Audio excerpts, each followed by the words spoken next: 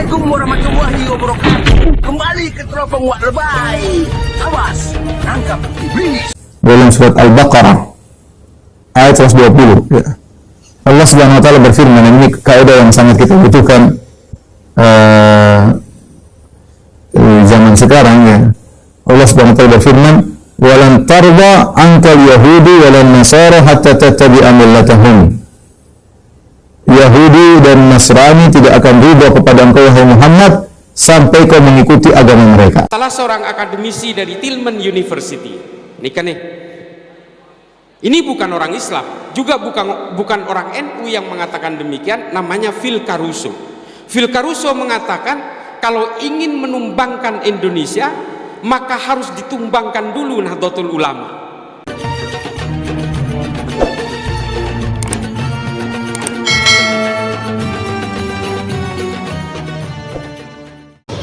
Bismillahirrahmanirrahim.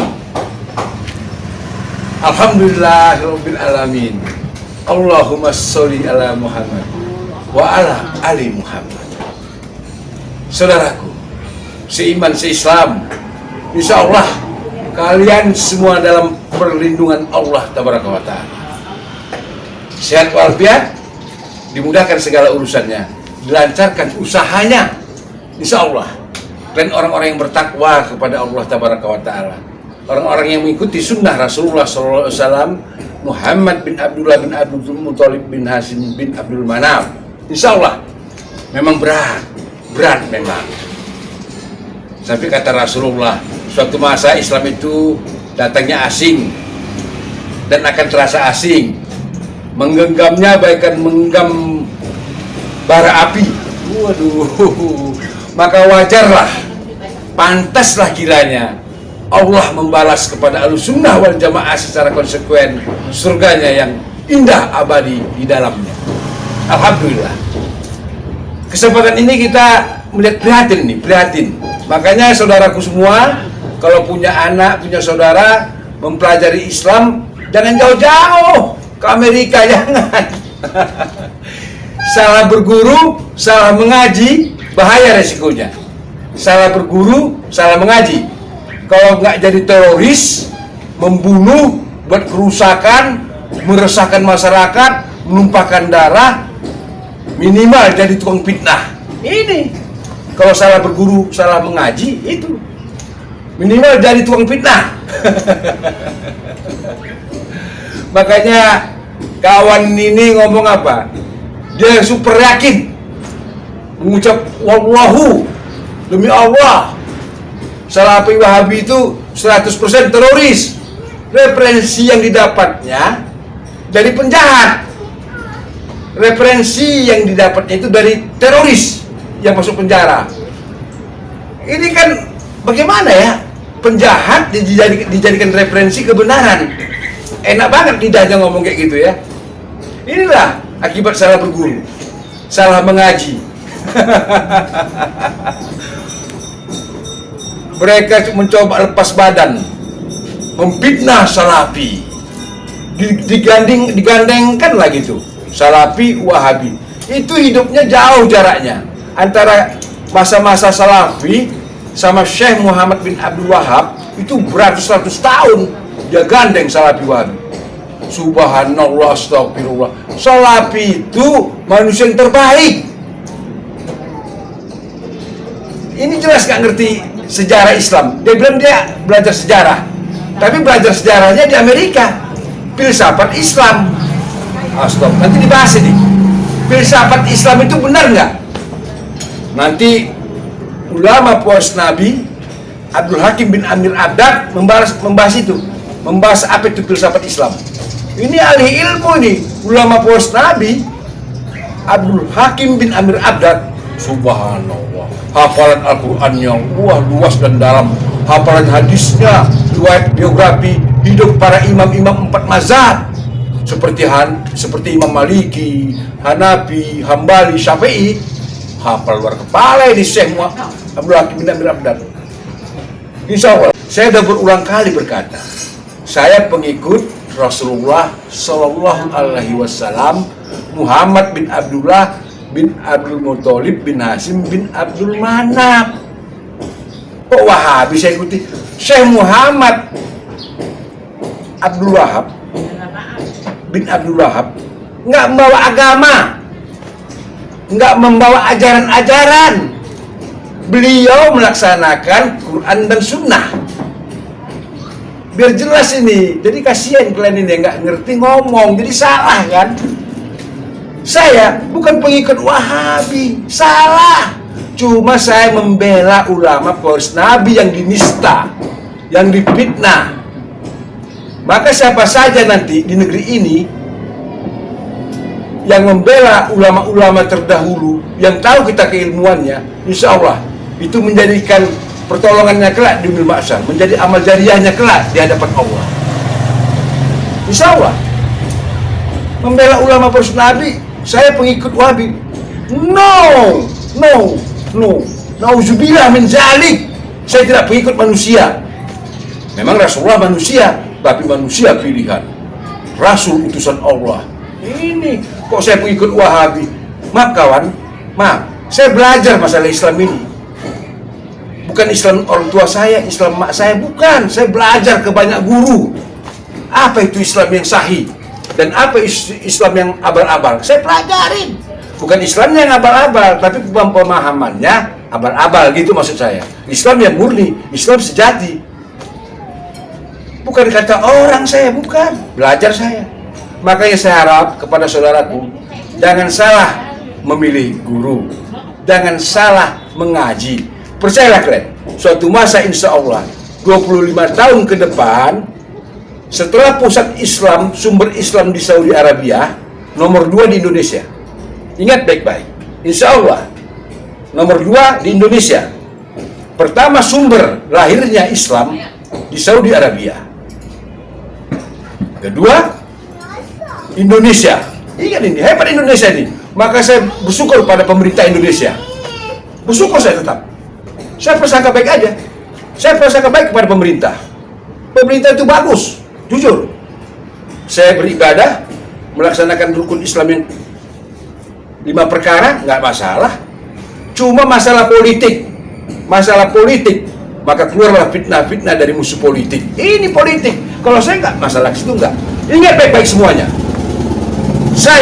Kami pengikut Rasulullah nggak berambisi jadi pemimpin di negeri ini, nggak berambisi jadi pejabat di negeri ini.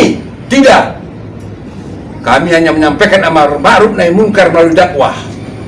Ini sunnah, ini bid'ah, ini tauhid, ini syirik, tidak, dan fitnah. Kami membuat zolim, kami menggulingkan pemerintah, semuanya itu fitnah yang keji. Saya 5 tahun di Amerika khusus mempelajari pergerakan-pergerakan kelompok radikal ini. Saya tinggal di Amerika, saya hidup di Amerika, saya belajar Islam di Amerika. Saya belajar tentang sejarah dan filsafat Islam di Zaytuna Institute di Berkeley di California. Kebalik, menabi orang Madura ajar agama ini ke Arab. Saya kebalikannya, saya ke Amerika. Tapi nggak apa-apa, ilmu itu ada di mana-mana. Saya pastikan 100% teroris yang ditangkap oleh Densus 88 berfaham Salafi Wahabi. Saya pastikan itu. Kalau ada yang mau bantah, silakan datanya ke saya. Jadi kalau kemudian ajaran-ajaran Salafi Wahabi mengharamkan maulidan, mereka melarang tahlilan, mereka melarang haul, teroris yang ditangkap oleh Densus 88 juga melarang hal yang sama. Lalu kemudian apa yang membuat ajaran ini kemudian membentuk orang untuk pada akhirnya melawan negaranya, dan mengapa kemudian ajaran ini membentuk orang supaya secara tega dia bisa menghalalkan darah orang meskipun satu keimanan sekalipun, satu tafsir sekalipun. Saya minta orang-orang yang merasa Salafi Wahabi bantah saya, tapi belajar dulu tentang sejarah ini. Saya terus terang sangat percaya diri untuk mengatakan ini karena banyak sekali buku yang menulis tentang ini. Mengapa maulidan diharamkan? Karena mereka memang paling takut dengan perkumpulan-perkumpulan masyarakat. Unjuk rasa juga diharamkan oleh mereka. Karena mereka memang paling takut terhadap pergerakan-pergerakan rakyat. Musik juga diharamkan. Karena apa? Karena keluarga Ibnu Saud paling takut dengan gerakan-gerakan kebudayaan di Timur Tengah. Lalu kemudian ajaran-ajaran seperti ini yang dibawa ke negara kita, berusaha untuk menghajar Nahdlatul Ulama. Karena apa? Salah seorang akademisi dari Tillman University, ini bukan orang Islam, juga bukan orang NU yang mengatakan demikian, namanya Phil Caruso. Phil Caruso mengatakan kalau ingin menumbangkan Indonesia, maka harus ditumbangkan dulu Nahdlatul Ulama. Tepuk tangan untuk Nahdlatul Ulama. Nekah telecor tak cak Madura melolo, nekah.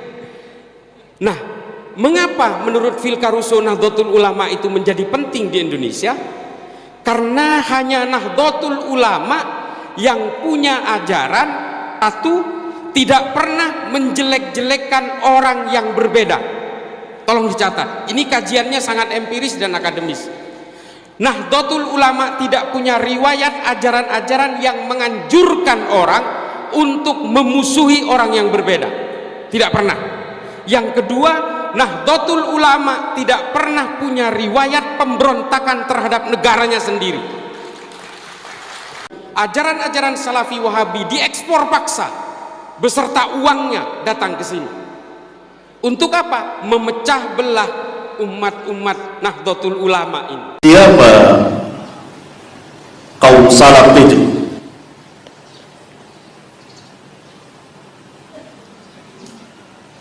Kaum salaf adalah mereka yang hidup pada 3 kurun pertama yang Nabi SAW tegaskan dalam hadis mutawatir yang telah diriwayatkan oleh jamaah para sahabat,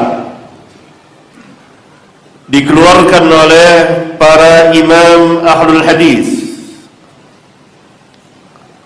Hadisnya sangat terkenal sekali. Khairun nas qarni, thumma alladhina yalunahum, thumma alladhina yalunahum. Sebaik-baik manusia, Rasulullah SAW menyebut bahwa mereka adalah sebaik-baik manusia,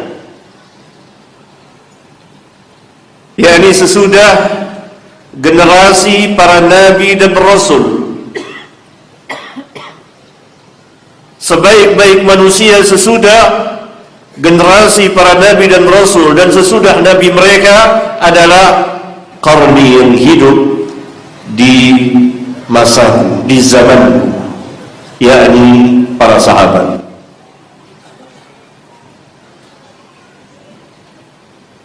Di dalam lafaz yang lain beliau mengatakan khairukum, sebaik-baik kamu. Dalam lafaz yang lain atau riwayat yang lain, khairu hadhil ummah, sebaik-baik umat ini. Ada lagi riwayat yang mengatakan khairu ummati, sebaik-baik umatku. Berarti mereka ini adalah yang terbaik sesudah para nabi dan rasul, sesudah nabi mereka alaihi wassalatu wassalam. Qarni yang hidup di zamanku, yakni para sahabat. Para sahabat hidup bersama Rasulullah SAW sampai beliau wafat. Kemudian setelah itu berganti zaman dengan zaman sahabat selama 1 abad. Dari tahun 11 Hijriah sampai 111 Hijriah. hiduplah para sahabat di situ. Oleh karena itu sesudah tahun 111 Hijriah tidak ada lagi sahabat yang hidup di permukaan bumi ini. Yang hidup di zaman sahabat adalah tabi'in, thumma alladhina yalunahum, kemudian yang sesudah mereka. Setelah zaman sahabat maka zaman tabi'in, dan hidup pada zaman tabi'in atba'ut tabi'in, thumma alladhina yalunahum, kemudian yang sesudah mereka. Inilah 3 generasi terbaik, dan mereka inilah yang dinamakan kaum salaf. Mereka inilah ahlus sunnah, mereka inilah al-firqah an-najiyah. Sudah kita dengarkan tadi penjelasan dari ulama pewaris Nabi Abdul Hakim bin Amir Abdad tentang salafi. Ya itu, maka jangan salah milih guru. Abdul Hakim bin Amir Abdad, ahli ilmu. Ilmunya tentang Al-Quran dan Sunnah Rasul luas dan dalam. Tapi ahli fitnah, tuang fitnah, mendudunya apa nuduhnya? Gembong Wahabi. Aduh ya Allah. Melaksanakan ajaran Rasulullah berdasarkan Al-Quran dan Sunnah disebut Wahabi. Wahabi itu baru kemarin 300 tahun yang silam. Ajaran Rasulullah, Al-Quran dan Sunnah itu udah ada lebih kurang 1432 tahun yang lalu. Syekh Muhammad bin Abdul Wahab itu baru kemarin 300 tahun lebih kurang, begitulah. Kok orang bicara Quran Sunnah, nyampaikan Quran dan Sunnah, diponis Wahabi. Wahabi apa itu? Nggak berdasar dalilnya, nggak kuat hujahnya. Saya harap semuanya, dan saya minta khususnya, nah ini Majelis Ulama Pusat Indonesia, saya berharap, sangat berharap, salam hormat saya kepada Majelis Ulama Indonesia Pusat. Wahai ulama-ulama poros Nabi, sediakanlah ruangan Anda untuk memantau dakwah-dakwah di berbagai medsos sekarang ini. Sediakanlah ruangan Anda untuk memantau channel-channel video-video yang berseliweran. Jangan sampai fitnah memenuhi negeri ini. Jangan sampai fitnah memenuhi negeri ini. Wahai ulama poros Nabi, yang menjadi juri adalah orang yang berilmu. Anda paham Quran, Anda paham hadis, Anda jadi juri dalam hal agama. Kalau masalah urusan pemerintahan, politik pemerintahan, hukum tata negara, saya nggak akan berkata seperti ini. Tapi ini masalah yang lebih krusial, lebih penting dari segala yang ada di dunia ini. Masalah Islam, masalah agama. Saya harap Anda sebagai juri, mana yang benar, mana yang salah. Benarkah Salafi itu teroris? Bagaimana perasaan Anda sebagai pengikut Rasulullah? Salafi itu orang-orang yang terbaik. Pengikut Rasulullah SAW dikatakan teroris. Apa Anda nggak tersinggung? Mana pembelaan Anda? Mana pembelaan Anda? Mana peduli Anda terhadap Rasulullah, terhadap ajaran Rasulullah? Mana? Andalah yang berhak untuk jadi juri. Saya berharap, sungguh saya berharap, semoga ini jadi amal jariah Anda kelak di Yaumil Mahsyar, bahwa Anda pernah membela agama Allah, bahwa Anda pernah membela ulama pewaris Nabi. Jadilah Anda penegak keadilan, ya saudaraku yang kuhormati. Wahai para MUI-MUI yang ada di Majelis Ulama Indonesia, Anda harus berperan aktif. Hari ini semakin seliweran video-video channel, saling menghujat, saling memfitnah. Hanya Anda yang layak menjadi juri. Mana yang benar, mana yang salah. Kasihan orang-orang awam yang kurang mengerti tentang Islam, Saya khawatir mereka cenderung kepada tuang-tuang fitnah dan ikut tuang fitnah. Apa jadinya negara ini? Semoga Allah merahmati Anda semua, wahai Majelis Ulama Indonesia. Semoga Allah melindungi Anda semua, wahai Majelis Ulama Indonesia. Saya berharap Anda adalah ulama pewaris para nabi. Sampaikanlah kebenaran. Pedulilah Anda dengan Islam. Berikutnya akan saya perlihatkan bagaimana dia menjelaskan tentang haramnya hukum Maulid Nabi oleh Salafi. Dia bawa-bawa keluarga kerajaan Saudi Arabia. Padahal kerajaan Saudi Arabia tidak bisa dijadikan referensi kebenaran, tidak bisa dijadikan hujah atau dalil. Itu sifat perorangan, perkelompok, perkeluarga. Terlampau sempit jika keluarga Saudi Arabia dijadikan dalil kebenaran. Kenapa diharamkan Maulid Nabi?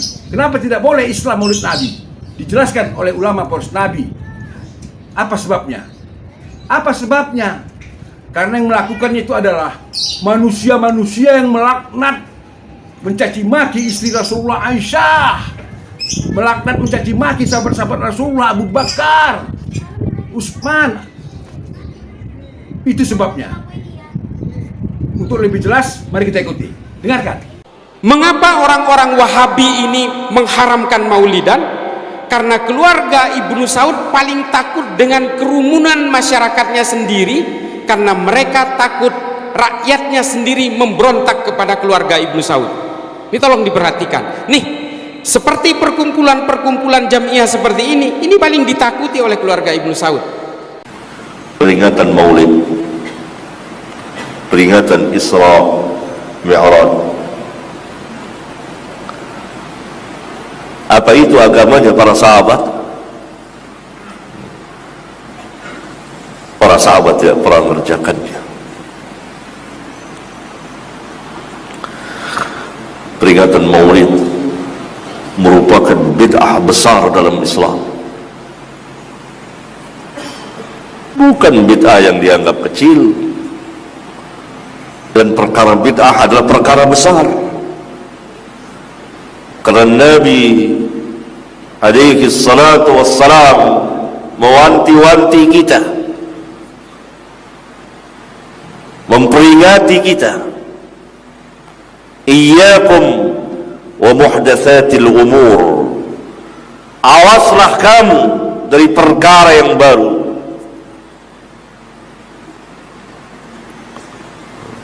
Itu dirayakan oleh kaum muslimin.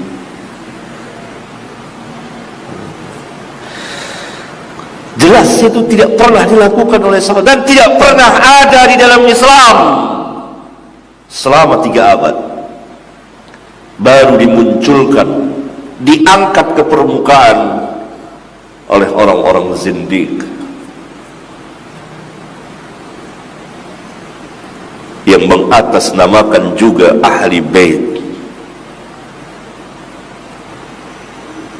Jadi Rafidhah ini tempat berkumpulnya kaum zindiq untuk merusak Islam dari dalam. Maka yang pertama kali membuat peringatan Maulid ini orang-orang Syiah Fatimiyah, Syiah yang mengadakan peringatan, berbagai macam peringatan. Ada peringatan Maulid Nabi, ada peringatan Maulid Ali, peringatan Maulid Hasan, Husain, Fatimah. Jadi selama ratusan abad, 300 tahun kurang lebih, nggak pernah ada tuh Maulid dalam Islam. Tidak pernah dikenal oleh para imam kita, tidak pernah dikenal oleh tabi'in, tabi'ut tabi'in, sahabat, nggak pernah.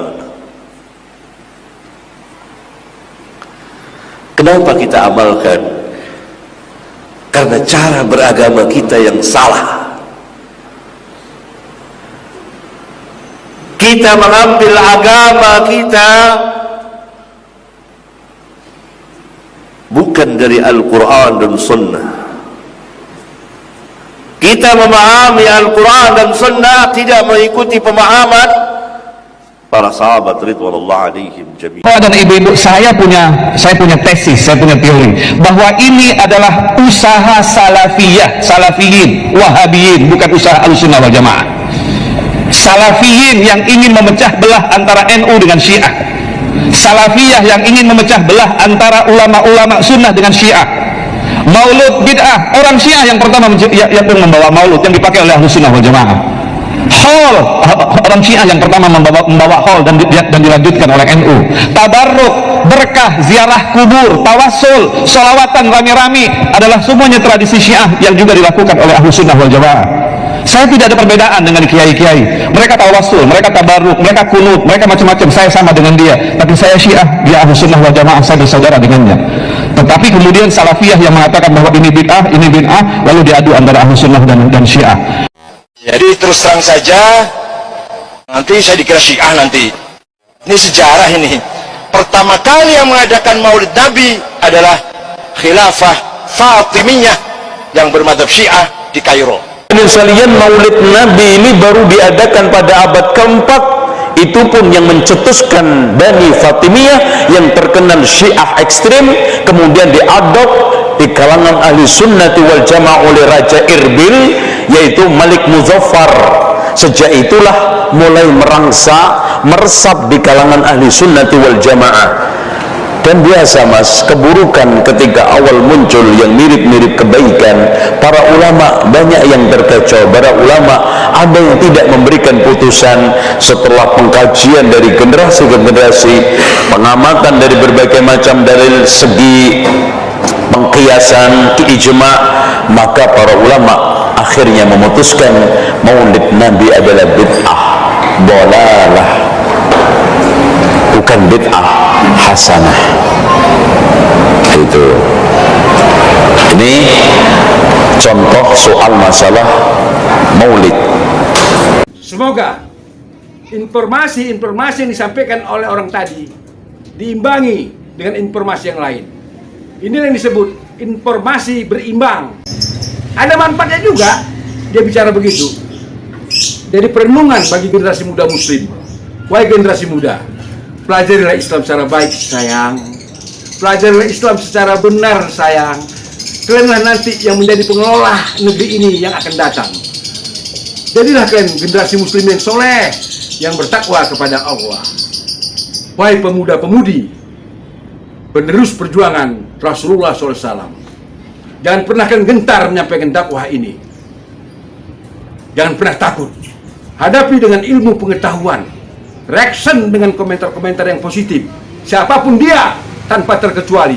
Jika menyimpang, menyebar fitnah, reaction.